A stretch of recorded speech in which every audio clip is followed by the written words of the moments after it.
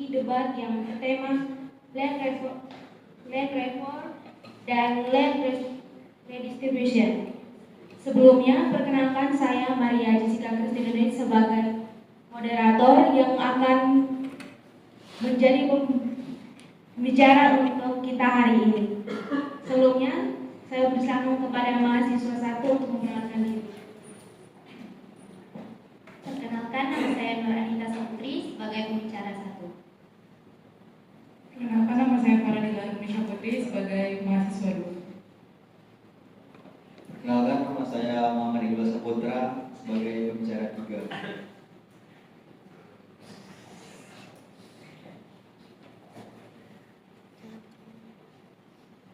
Mari kita mulai dengan mahasiswa satu yang akan menggunakan prediktif teori konflik untuk melihat land reform sebagai keharusan struktural. Terima kasih kepada moderator. Saya dari perspektif teori konflik melihat tema land reform dan land redistribution untuk keadilan pemilikan tanah bukan sekedar pertarungan historis. Oleh karena itu, land reform harus dilihat sebagai keharusan struktural yang radikal untuk mendobrak ketidakadilan yang sudah mengakar. Dari kacamata teori konflik, khususnya pemikiran Marxis dan neo-Marxis, masalah kepemilikan tanah merupakan pertarungan kelas klasik. Tanah bukan sekedar aset, ia merupakan alat produksi sekaligus basis kekuasaan politik dan sosial. Ketika tanah terkonsentrasi di tangan segelintir oligarki atau korporasi besar, ini adalah bukti nyata dari dominasi struktural yang sistematis. Ketidakadilan ini bukan sebuah kecelakaan, melainkan hasil dari eksploitasi yang dilegitimasi oleh hukum formal. Land reform dan land redistribution oleh negara merupakan satu-satunya mekanisme yang memiliki kekuatan koersif yang diperlukan untuk mendobrak tatanan hegemoni ini. Oleh karena itu, dibutuhkan adanya keadilan substantif yang berarti adanya perubahan fundamental dalam relasi produksi dan kekuasaan. Ini hanya bisa dicapai melalui transfer sumber daya agraria dari kelas yang memiliki sumber daya ke kelas yang tidak memiliki sumber daya dan dilakukan secara terorganisir. Land reform harus bersifat radikal, cepat, dan mendesak, karena setiap penundaan hanya memberikan waktu lebih lama bagi kelas dominan untuk menyusun strategi perlawanan atau counter reform. Negara sebagai arena konflik harus mengambil peran sebagai agen perubahan struktural ini. Bahkan jika itu berarti harus meningkatkan konflik jangka pendek. Tanpa land reform, kita membiarkan api konflik sosial terus membakar secara perlahan.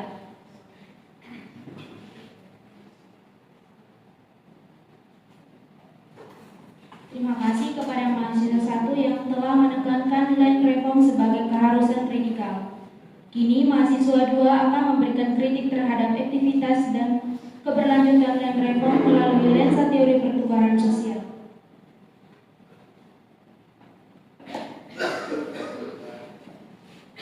Baik, terima kasih kepada moderator.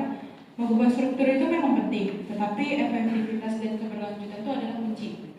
Dari perspektif teori pertukaran sosial seperti yang dikembangkan oleh Blau dan Homans, itu masyarakat beroperasi berdasarkan jaringan interaksi ketika setiap pihak mencari reward, manfaat, dan berusaha menimbulkan cost, biaya. Land reform yang didasarkan pada koersi paksaan itu merupakan bentuk pertukaran dengan biaya sosial dan politik yang sangat tinggi. Pertama, ia menghancurkan reward cost ratio bagi pemilik tanah besar dan mendorong mereka untuk melakukan perlawanan non-kooperatif yang meningkatkan biaya implementasi negara. Kedua, land reform sering gagal memberikan reward yang memadai bagi pemerintah tanah, bagi penerima tanah. Jika petani menerima tanah tetapi tidak mendapatkan pertukaran modal, teknologi, atau akses pasar, maka kos mengelola tanah baru akan jauh lebih besar daripada rewardnya, yang mendorong mereka menjualnya kembali. Kami mengusulkan land reform sebagai perombakan sistem pertukaran, bukan hanya transfer paksa. Land reform yang efektif itu harus mencakup skema kompensasi insentif yang membuat pemilik tanah itu merasa kos pelepasan aset sebanding dengan reward yang mereka terima, misalnya itu dalam bentuk obligasi negara atau insentif pajak. Bagi petani, land reform itu harus diikuti dengan pertukaran subsidi yang adil dan meminimalkan kos awal mereka. Keadilan substansi merupakan keadilan yang stabil dan berkelanjutan, sehingga stabilitas hanya tercipta ketika sistem pertukaran tanah itu bersifat transparan, adil, dan didukung oleh terus antara aktor.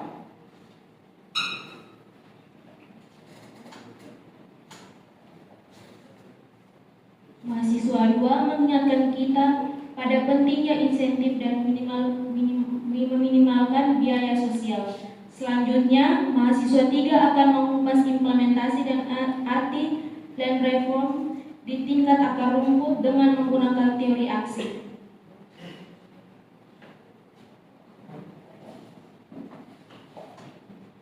Saya harus mengkritik pandangan yang menganggap reform sebagai obat mujarab, padahal keberhasilannya sangat rapuh di tingkat.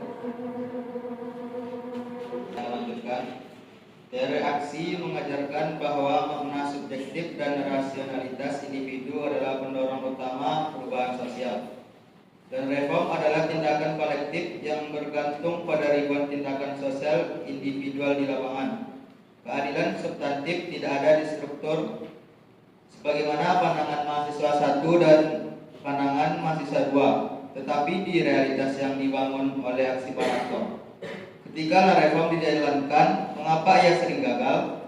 Karena rasionalitas instrumental petani, misalnya mencari uang cepat untuk menyekolahkan anak, lebih kuat daripada rasionalitas nilai. Misalnya mempertahankan tanah sebagai martabat. Petani menginterpretasikan tanah baru tanpa irigasi, modal, dan akses pasar sebagai beban, bukan hadiah. Lebih krusial lagi yaitu birokrasi land reform. Pada birokrat bertindak berdasarkan nasionalitas mereka sendiri, misalnya mencari rente ekonomi atau memprioritaskan kepentingan politik, sehingga menciptakan red tape yang merusak niat kebijakan. Reformasi yang substantif harus mencakup perubahan kultural dan etika dalam tindakan dan kemandirian. Jika tindakan aktor-aktor tidak diarahkan secara sadar, maka land reform hanya menghasilkan formalitas hukum kosong.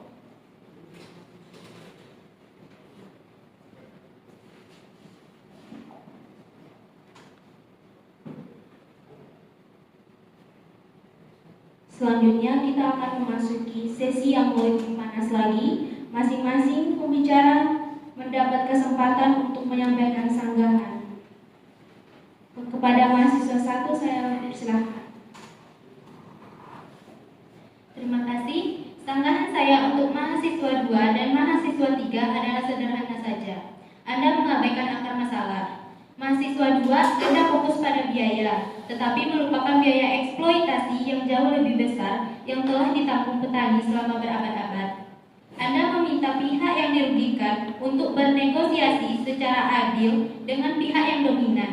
Itu tidak masuk akal. Keadilan substantif adalah soal reparasi struktural. Mengenai mahasiswa 3, tentu saja birokrasi bermasalah. Tetapi mengapa? Karena birokrasi adalah instrumen kelas dominan yang bertindak untuk memperlemah land reform. Mereka bertindak seperti itu untuk mempertahankan struktur kekuasaan yang memberikan mereka reward. Solusi bukan hanya mengubah aksi individu birokrat, tetapi merebut kembali struktur negara dari pengaruh elit.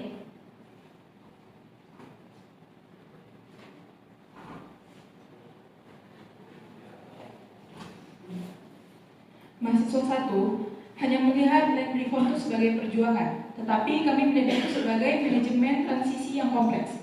Ketika Anda memaksa transfer, Anda menciptakan biaya konflik pasca redistribusi, tanah terlantar, investasi turun, dan hilangnya keahlian manajerial. Land reform itu yang hanya mengubah struktur tetapi gagal memberikan reward ekonomi yang stabil. Contohnya itu seperti akses kredit dan jaminan pasar bagi penerima tanah sehingga akan gagal secara fungsional. Mahasiswa 3 benar. Petani akan bertindak rasional dengan menjual tanah jika rasio reward cost-nya itu negatif. Solusinya itu adalah gunakan kekuatan negara untuk mengatur ulang struktur pertukaran. Misalnya, memaksa bank memberikan kredit berbunga rendah sehingga aksi petani untuk mengelola tanah menjadi aksi rasional yang menguntungkan. Stabilitas ekonomi adalah hasil dari pertukaran yang berkelanjutan, bukan dari revolusi yang terhenti di tengah jalan. Mahasiswa 1 dan mahasiswa 2 gagal melihat krisis makna dalam land reform. Mahasiswa 1 ingin mengubah struktur, mahasiswa 2 ingin mengubah insentif, tetapi keduanya lupa bahwa tanah harus dihidupkan oleh tindakan produktif dari manusia. Mengapa land reform di Filipina dan Indonesia sering gagal? Karena aksi kolektif di tingkat desa yang rapuh. Petani tidak berkoordinasi besar-besaran dalam pendampingan, pendidikan, dan perubahan mindset birokrasi. Maka land redistribution hanya akan menjadi pembagian kemiskinan. Keadilan substantif adalah ketika petani memahami bahwa tanah adalah alat kemandirian dan bertindak dengan rasionalitas jangka panjang, bukan hanya reaksi terhadap struktur atau insentif sesat.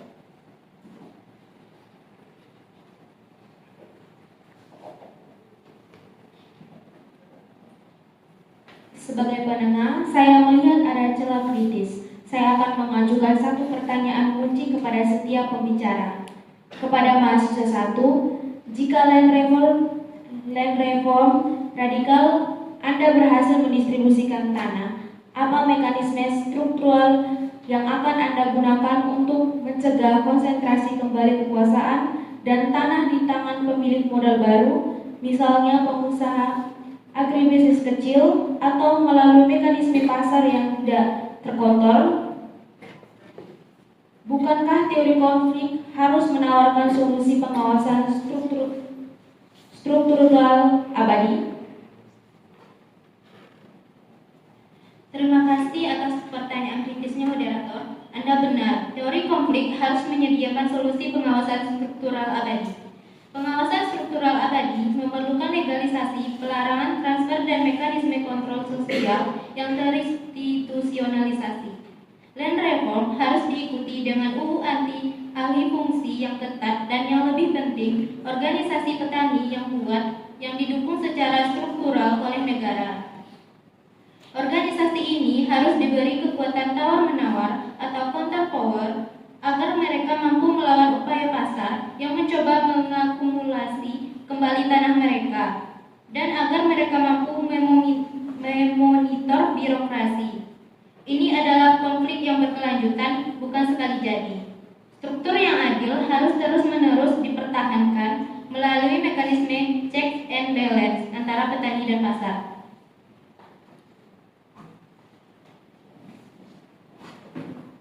Kepada mahasiswa 2, Anda mengakomodasi insentif dan mekanisme pasar yang adil. Namun, bagaimana Anda mengusahakan agar pasar tanah yang Anda usulkan tidak secara inheren berat sebelah karena pemilik modal besar memiliki akses informasi dan sumber daya yang jauh lebih unggul? Bukankah insentif ganti rugi yang Anda usulkan hanya akan menguatkan kembali modal pemilik lama, sementara petani baru tetap tanpa modal? Bagaimana Anda menyeimbangkan ini?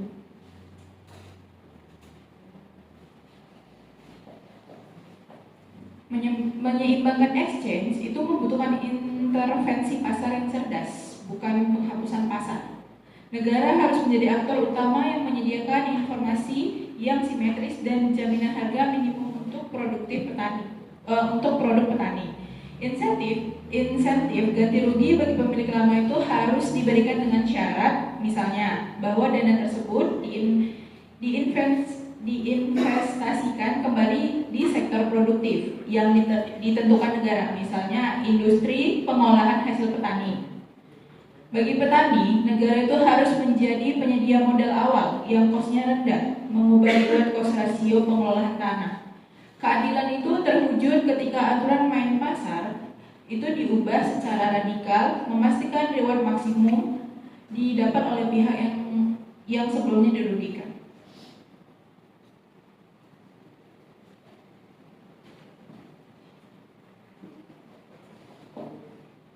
Penyeimbangan exchange membutuhkan investasi pasar yang cerdas, bukan kepada mahasiswa 3, Anda fokus pada rasionalitas dan makna.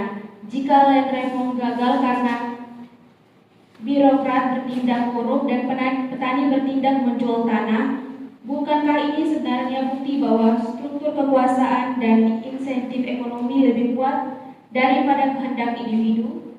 Bagaimana teori aksi bisa mengatasi tekanan struktural yang begitu masif yang membentuk makna dan aksi aktor di lapangan?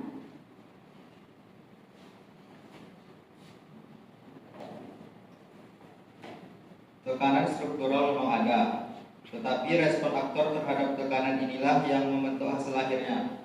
Teori aksi tidak menafikan struktur, ia menekankan bahwa struktur dihidupkan oleh tindakan. Untuk mengatasi tekanan struktural, kita butuh aksi kolektif yang terorganisir dan aksi berbasis nilai dari birokrat. Pemberdayaan makna kolektif, misalnya melalui koperasi petani yang kuat, memungkinkan petani untuk bertindak kolektif melawan tekanan pasar dan birokrasi yang korup. Land reform harus didasarkan pada pendekatan partisipasif yang mengubah persetehan petani dari korban menjadi pemilik yang memiliki agen politik dan mengupayakan agar aksi mereka diarahkan pada kepentingan kolektif jangka panjang.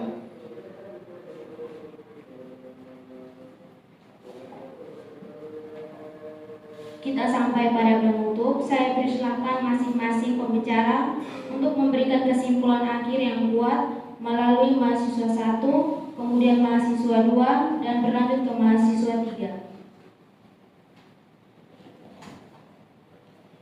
Mosi kita adalah tentang mekanisme utama, mendesak, dan paling efektif untuk mewujudkan keadilan substantif. Saya menyimpulkan land reform dan land redistribution adalah satu-satunya mekanisme utama tersebut. Kritik mahasiswa 2 dan mahasiswa 3 merupakan sesuatu yang penting, tetapi itu masalah fungsionalitas pasca reformasi, bukan penentu keutamaan mekanisme. Anda tidak bisa bicara tentang pertukaran yang adil atau aksi yang rasional ketika dasar kepemilikan itu sendiri adalah hasil dari ketidakadilan dan dominasi struktural. Land reform adalah tindakan perbaikan insentif dan perubahan aksi, tetapi ini semua adalah tindakan sekunder yang hanya mungkin dilakukan setelah tindakan primer. Transfer paksa sumber daya agraria dari kelas dominan. Hanya melalui koersi struktural yang radikal, keadilan substantif dapat ditegakkan dan konflik eksploitasi dapat diakhiri.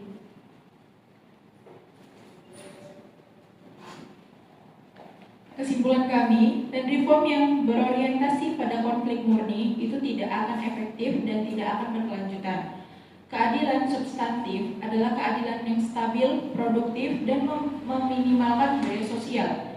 Teori pertukaran sosial mengajarkan bahwa insentif dan regulasi pertukaran adalah kunci untuk stabilitas jangka panjang. Jika land reform hanya fokus pada transfer tanpa pertukaran yang cerdas, ia hanya menciptakan kemiskinan yang terdistribusi. Kami mengusulkan land reform sebagai intervensi pasar yang strategis yang menggunakan kekuatan negara untuk mengubah reward cost ratio bagi semua aktor, yaitu memberikan reward yang layak bagi pemilik lama dan reward yang tinggi bagi petani baru. Land reform yang efektif adalah yang didukung oleh mekanisme pasar yang diatur untuk mendorong aksi rasional yang produktif dan menciptakan keseimbangan pertukaran yang berkelanjutan. Kesimpulan akhir saya adalah bahwa tindakanlah yang mendefinisikan keadilan. Land objektifnya akan gagal substansi jika ia tidak berhasil mengubah rasionalitas dan makna individu. Keadilan adalah ketika petani memahami haknya dan bertindak untuk memanfaatkannya, dan ketika birokrat bertindak dengan etika pelayanan, bukan korupsi. Teori aksi menuntut dalam reform harus dilihat sebagai proyek pembangunan kesadaran dan etika. Ini berarti investasi besar dalam pendidikan agraria, pendampingan dan reformasi kultural birokrasi tanpa perubahan pada level aksi. Dan reform hanya akan menjadi pergantian nama di sertifikat, dan janji keadilan substantif akan terus dikhianati oleh tindakan harian para aktor di lapangan.